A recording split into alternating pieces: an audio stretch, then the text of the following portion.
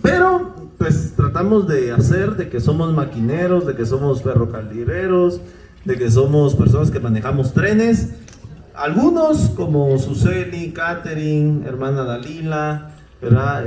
Melissa, pues les quedó un poco más creíble, ¿verdad? De que manejan trenes. A otros no tanto como yo, ¿verdad? Pero la verdad es de que pues tratamos la manera de que ejemplificar sobre el manejar un tren. Cuando usted vino, cuando usted entró, los que vinieron temprano, ¿verdad? Estaban jugando piedra, papel o tijera. ¿Cuántos ganaron? Todos, ¿verdad? Todos tenían que ganar. ¿Verdad? Entonces, y les dieron un dulce muy rico, ¿verdad? Entonces, esto, hermanos, es porque a veces uno viene a la iglesia y como que siempre es lo mismo, pero usted cada Santa Cena tiene que decir, ¿y ahora qué se le ocurrió al pastor Luis Carlos, verdad? Porque se le ocurren unas sus cosas. Pero la prédica tiene que ver con un video que vamos a ver ahorita en la pantalla. ¿Está listo, legendario? ¿Ah? ¿Ah? Muy bien. Entonces, acción, póngale atención al video, si no, no va a entender la prédica. Por favor, corre video.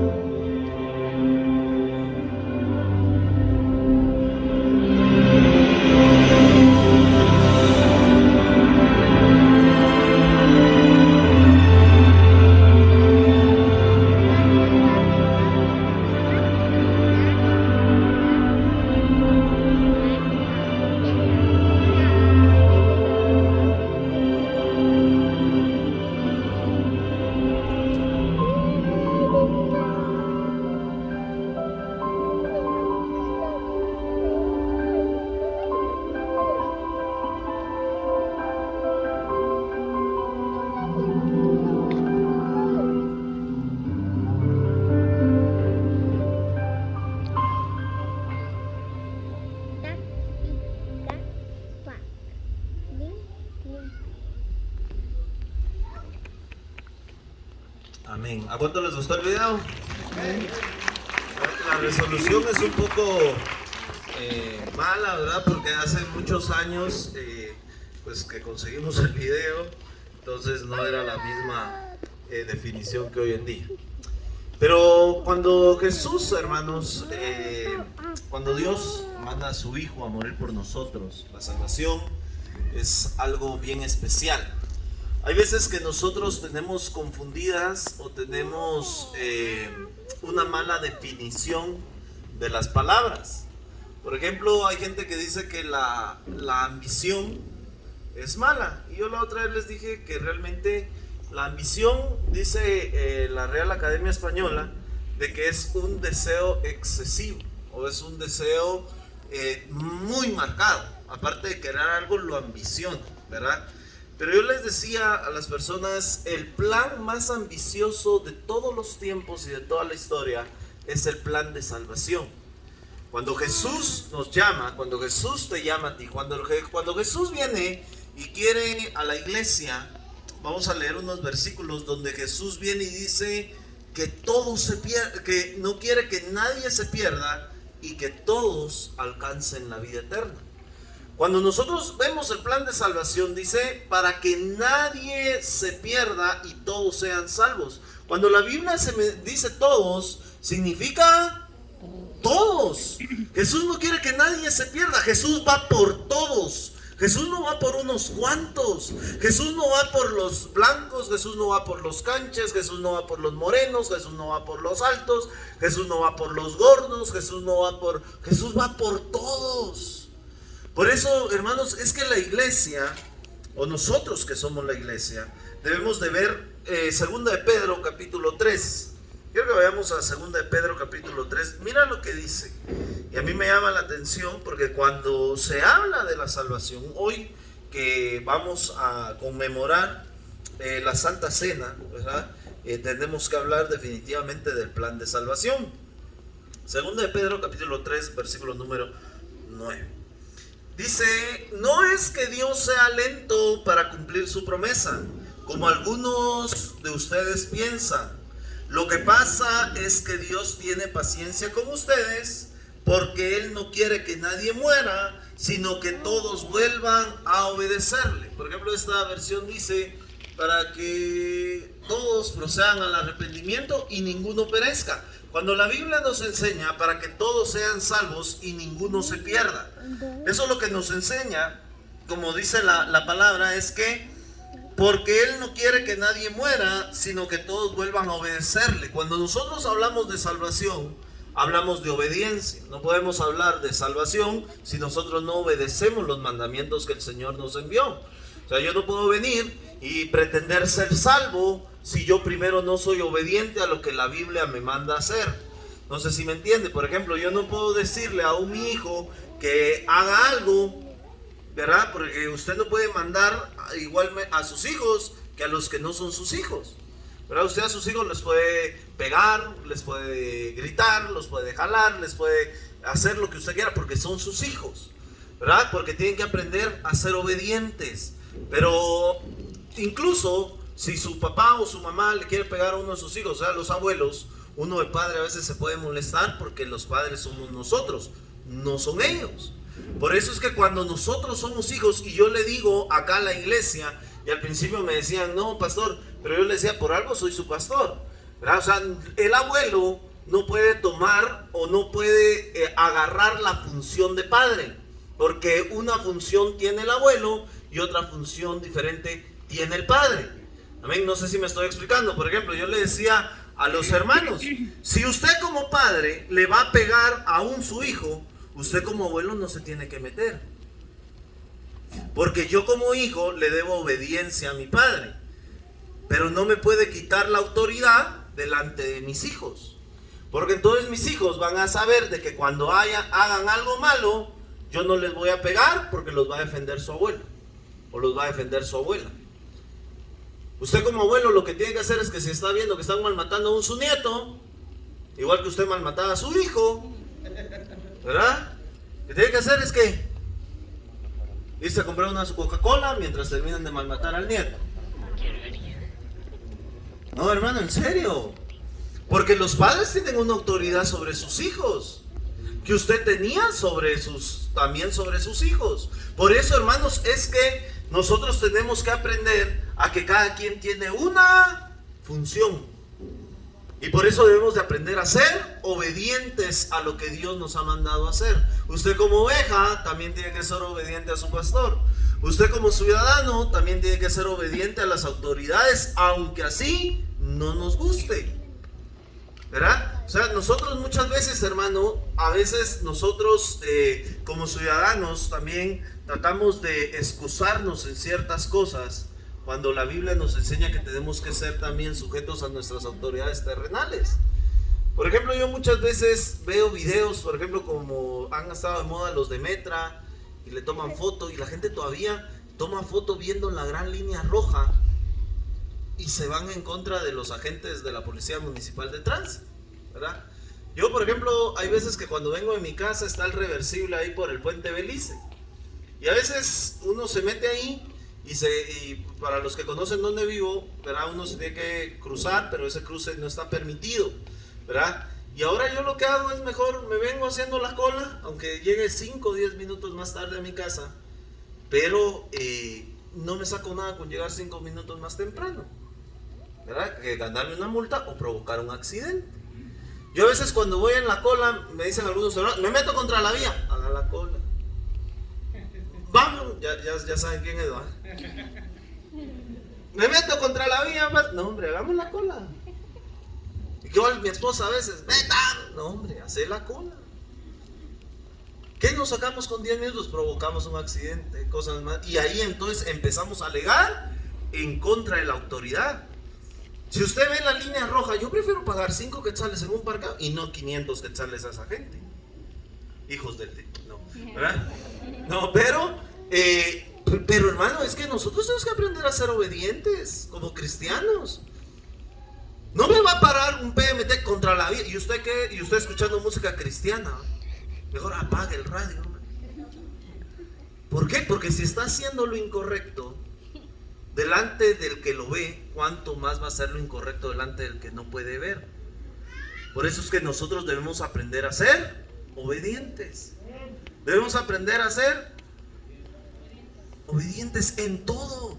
Hermano, la obediencia se practica en todo. Por ejemplo, ustedes cuando están limpiando aquí los baños, ya hay un gran rótulo afuera que dice no se puede entrar porque están limpiando. ¿Usted qué hace?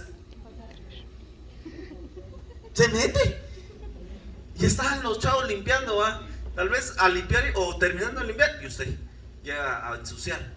¿Por qué? Porque todo tiene que ser parte de la obediencia. Cuando nosotros aprendemos a ser obedientes acá en la tierra, va a ser más fácil serle obediente a aquel al que vemos, como dice la Biblia. ¿Cómo puedes decir que amas al que no ves si odias al que podés ver?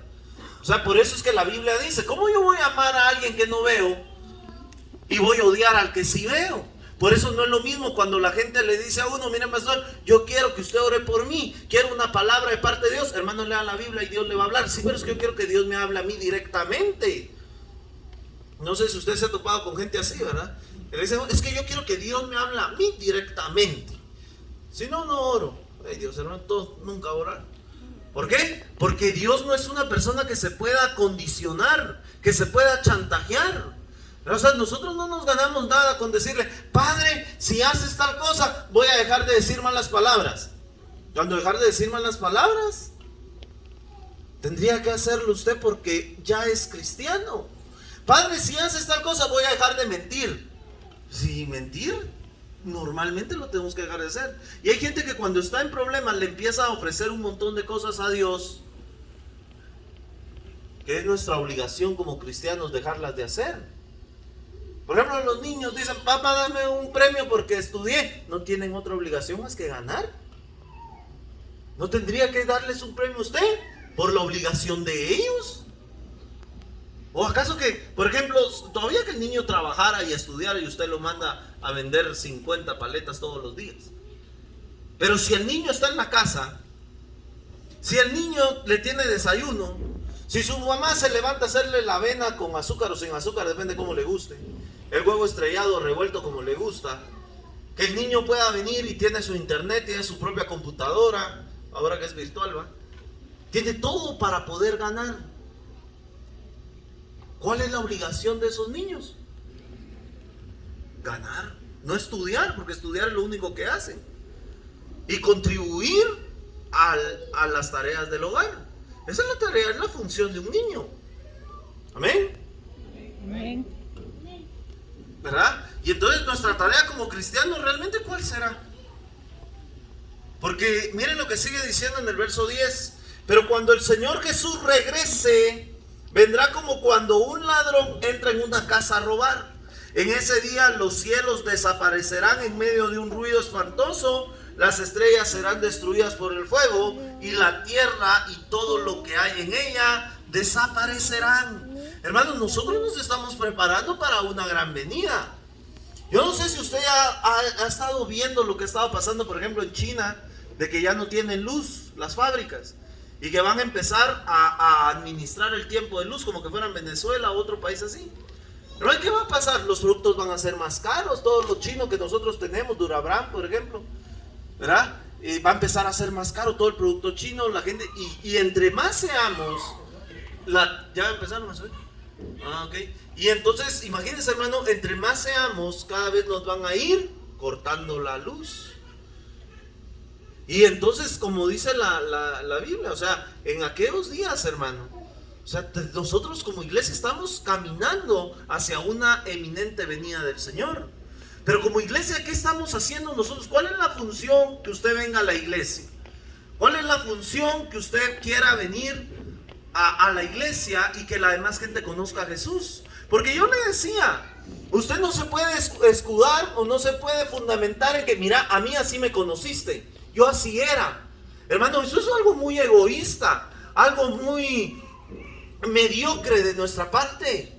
Por ejemplo, uno de hombre, ¿verdad? Uno que es sufrido, uno que es sensato y lleno de sabiduría de parte de Dios, llega con ese ser amado y le dice: mi amorcito lindo, mi amorcito bello. La mujer llena de ira: ¿qué querés? No, mi amor. Uno va: no me hables así, mi cielo, me lastimas. A mí no me importa. Bebé, me estás lastimando mi corazón. Decime qué es lo que te molesta exactamente y yo lo voy a cambiar. Uno de hombre, hermano, lleno del amor y la gracia de Dios. Como que no supieras. Como que pretenden que nosotros somos profetas, ¿no? Todos. No, mi amor, no sé, por eso te estoy preguntando. Pues no deberías de estar preguntando lo que ya deberías de saber. Pero yo no sé, decime, mi amor, y te prometo que lo dejo de hacer. Y una mujer, tan fácil sería que le dijera a uno: mira, me molesta exactamente esto. Ok, mi amor, a partir de hoy lo dejo de hacer. Así sería tan sencilla la vida, hermano. Pero como no es así, pero igual deberíamos de ir delante de la presencia de Dios y decirle: Padre, ¿qué es lo que te molesta? ¿Qué es lo que no te agrada de mí? Porque yo lo quiero cambiar. Cuando usted viene a la iglesia, trata de ser diferente, trata de ser mejor. Porque nosotros venimos a la iglesia a parecernos más a Jesús. Yo le decía a los hermanos: cristiano, ¿qué significa? Seguidor de Cristo, sí, pero los que son como Cristo.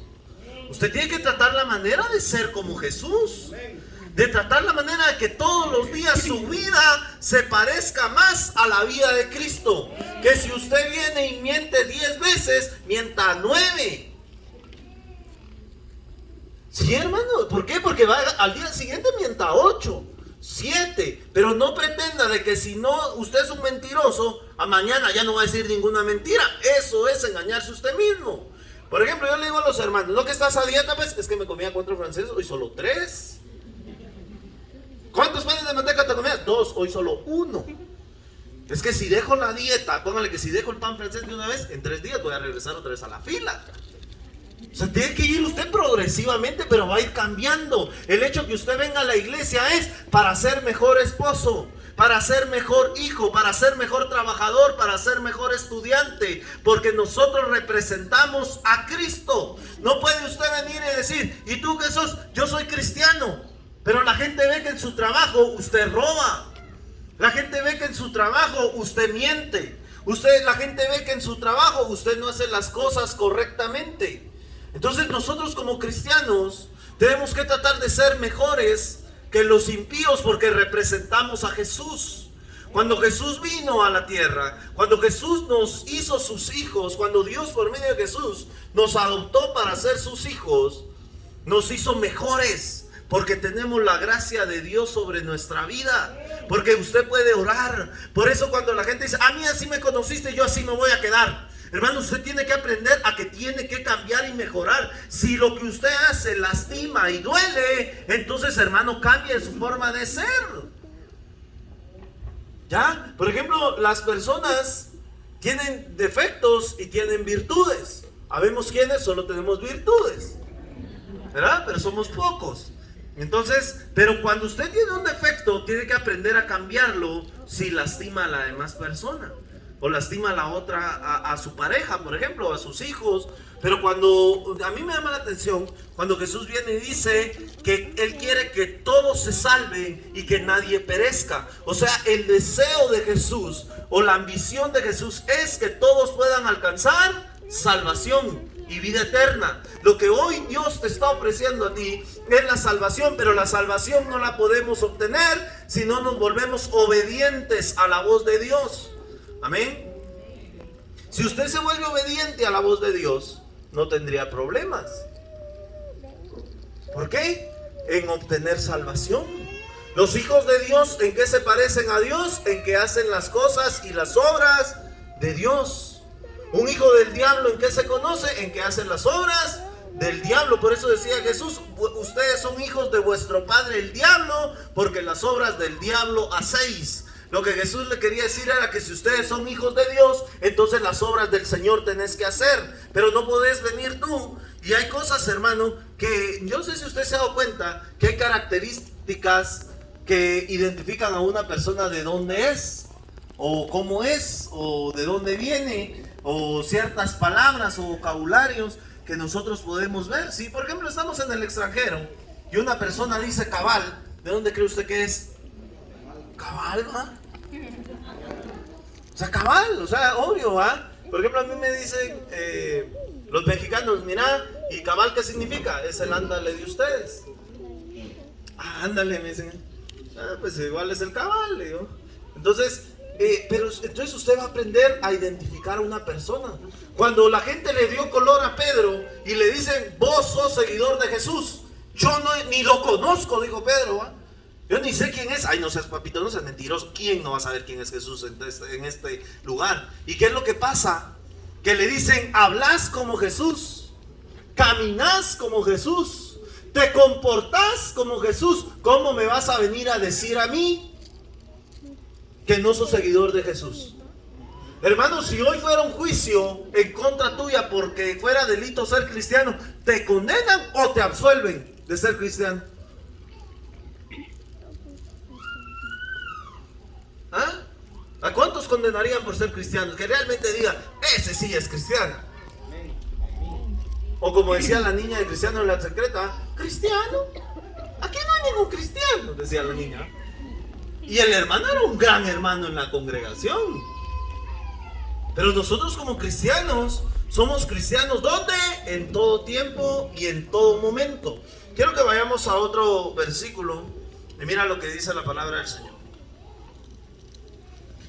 Quiero que me acompañen a 1 Timoteo 2:4. Mira lo que dice la palabra del Señor. 1 Timoteo 2:4.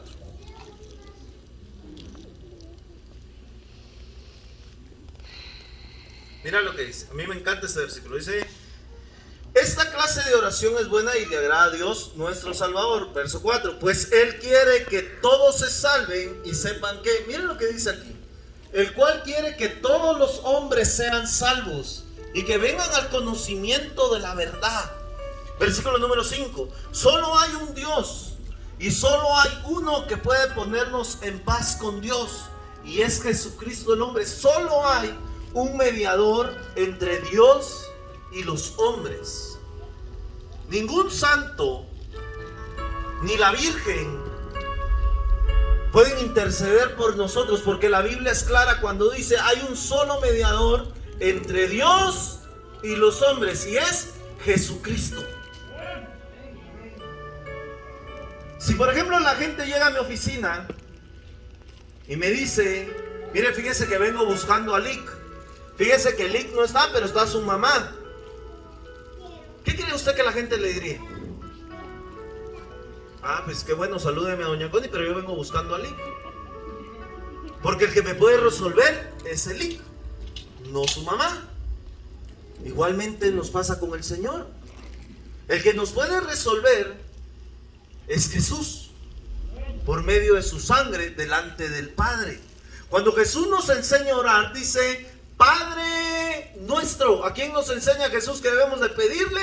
Al Padre. Incluso hay gente que me dice, pastor, viera que yo no recibo. A ver, órale, le digo yo, Jesucristo, te pido. La función de Jesús no es pedirle, porque Jesús es nuestro hermano. Jesús es el que nos hizo coherederos.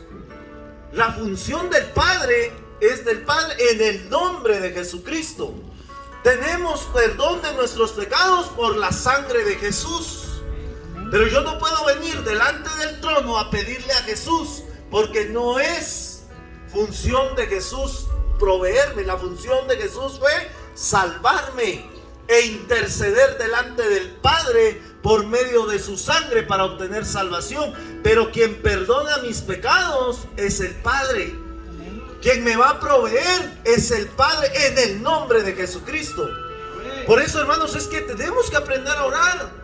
Incluso por los alimentos. Hay veces que oramos y la gente dice, Jesús, te damos gracias por los alimentos. Y es nuestro Padre el que nos provee los alimentos, por medio de su Hijo unigénito Jesucristo. Pero cuando tú vienes al arrepentimiento, dice que el deseo de Dios es que nadie se pierda y que todos tengan vida eterna y vida en abundancia. Porque el enemigo ha venido a robar, matar y destruir, mas yo he venido para que tengan vida y vida en abundancia. Pero como iglesia, ¿qué estamos haciendo para que toda la gente conozca de Jesucristo? Para que todo el mundo conozca quién es Jesús. Para que todo el mundo sepa que hay una salvación en medio de su nombre. Y que tú vienes hoy delante del Padre a decirle, Señor, yo reconozco que soy un pecador, pero necesito de tu perdón. Y Jesús te va a perdonar una vez más. Pero tenemos que aprender a ser obedientes a su voz. ¿Cuántos de nosotros a veces no quisiéramos quedarnos dormidos hasta tarde? Porque hay gente que dice, ay pastor, es que todos los días me levanto temprano y el domingo también. Y usted quisiera quedarse durmiendo en su casa más tiempo. Creo que todos, ¿verdad? O hay gente que no tiene nada que hacer, pero se levanta a las 5 de la mañana siempre. Y se les mete un espíritu de bulla y empiezan a somatar todo para que todo el mundo se le despierte y se levante. Mi mamá dice la verdad, ¿verdad? O sea, hay gente, hermano. Yo, por ejemplo, soy una persona bien empática y comprendedora. Yo a veces veo que mi esposa está durmiendo con un sueño tan profundo que el Señor le regale, que yo oro para que Dios le dé paz. Le digo, Padre, que siga durmiendo muchas horas hoy. Y yo veo que ella está durmiendo hasta con la luz del teléfono me cambiaba y no le hacía bulla. Pero cuando ella se levanta primero, me queda gran bullazón. Prende todas las luces. Pero nosotros como cristianos debemos aprender a obedecer la voz de Dios. Cuando tú empieces a obedecer la voz de Dios, cuando empieces a escuchar la voz correcta, hay muchas voces que te van a hablar a tu vida y te van a decir cosas para desanimarte o cosas para que tú dejes de creer y que tu fe vaya desvaneciéndose. Pero cuando tú eres hijo de Dios, sabes que tienes una identidad de hijo, y donde quiera que camines y a donde quiera que vayas, un hijo de Dios está en ese lugar. Porque tú eres un hijo de Dios. Porque tú representas a Jesús donde vas. Representas a Jesús donde caminas. Representas a Jesús a donde vayas. Quiero que leamos otro versículo para ir terminando. Mira lo que dice la palabra del Señor. Juan 3:15. Yo creo que ese todo el mundo se lo sabe de memoria. Pero si tú no te lo sabes, Juan 3:15, mira lo que dice la palabra del Señor.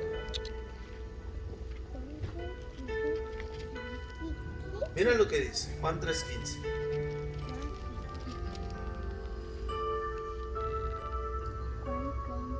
Para todo aquel que en él crea y tenga vida eterna. Dios amó tanto a la gente de este mundo que entregó a mí, que soy su único hijo, para que todo aquel que cree en mí no muera, sino que tenga vida eterna. Porque Dios no me envió a este mundo para condenar a la gente, sino para salvarla. La iglesia no es un tribunal. La iglesia no es un lugar donde la gente te venga a condenar por lo que hiciste o lo que dejaste de hacer. La iglesia es un lugar para que tú te vengas a restaurar, porque perfecto solo Dios, perfecto solo Cristo, perfecto solo aquel que nos llamó. Cuando tú vienes a la iglesia, tienes que entender de que aquí hay un montón de gente. Dice la gente, es que somos unos hipócritas porque todos son mentirosos. ¿Y a dónde van los mentirosos entonces? Es que todos son unos grandes pecadores. ¿Y a dónde van los pecadores? A ver, ¿dónde es el museo de santos?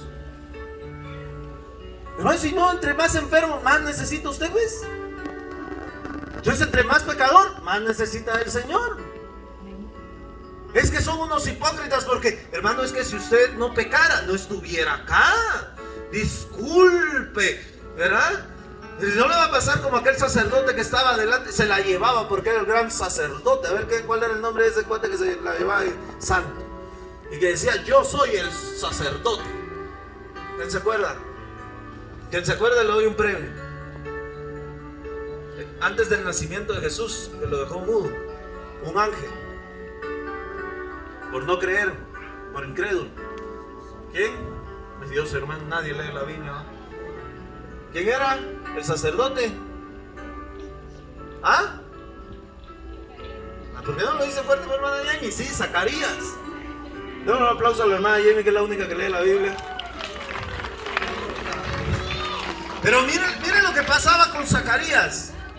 Yo soy el sacerdote y estoy en la presencia del Señor. Y le responde el ángel, yo ahorita vengo de estar delante de Dios. O sea, él venía de estar delante de la presencia de Dios y el otro se la llevaba de que era supremamente santo porque estaba en el templo. Y por eso, hermano, fue que Dios lo mandó a enmudecer por incrédulo. Cuando tú vienes delante de la presencia del Señor, no te da derecho a que tú creas que alguien es más santo que tú o más espiritual que tú, porque lo espiritual y lo santo solo Dios lo puede saber delante de cada persona. Yo no puedo determinar quién es santo, yo no puedo determinar quién es salvo, yo no puedo determinar. Yo lo que Dios me mandó a hacer es pastor de ovejas, y eso es lo que yo voy a hacer. ¿Por qué? Porque nosotros tratamos de mostrarle el camino de salvación a las personas y que el evangelio sea conocido por todos. Pero el perdón le corresponde a Dios.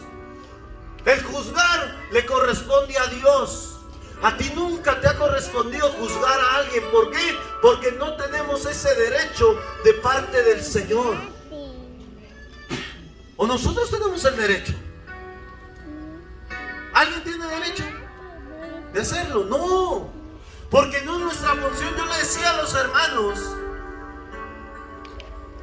cuando usted miente, por ejemplo, en alguna iglesia, o roba, o depende de lo que usted haya hecho, es el tiempo que usted lo mandan a descansar, o como le dicen, disciplina.